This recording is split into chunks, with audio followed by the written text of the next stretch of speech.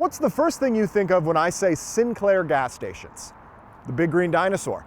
The company's mascot is as much of a road trip symbol as there is in America. And people would come right here to Billings' only Sinclair to take pictures with its dinosaur.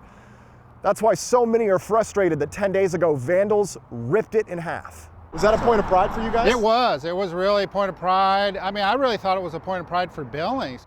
When Bill and Shea Grinsell bought this Sinclair station 6.5 years ago, it didn't have a dinosaur statue. You had to earn the dinosaur at that time with Sinclair, and we were a top producer for a couple years in a row. As soon as they earned it, it became a hit, and that made the events on October 17th that much more frustrating. You see in this surveillance footage a group of individuals pull up in a pickup truck around 1 in the morning, clearly with a plan. They wrapped a tow rope around his neck, and they kept yanking on him, and they finally ripped his head off.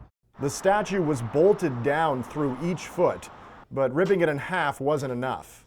They backed up, put the tow rope on his body and kept yanking on him, finally got him out.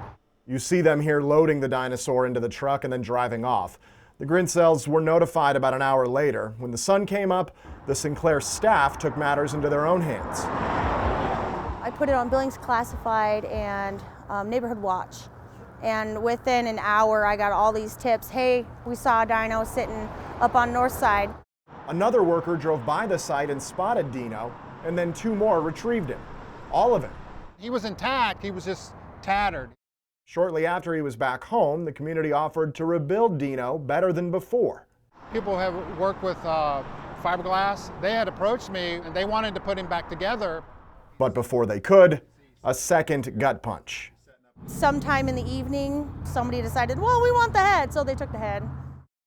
No arrests have been made, and police say the investigation is still open. Grinsell is talking to security companies about upgrading his cameras. In the meantime, workers like Hannah are the bearers of bad news.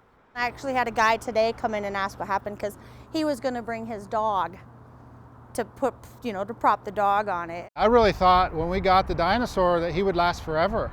I never thought anybody would vandalize him. In Billings, Casey Conlon, MTN News.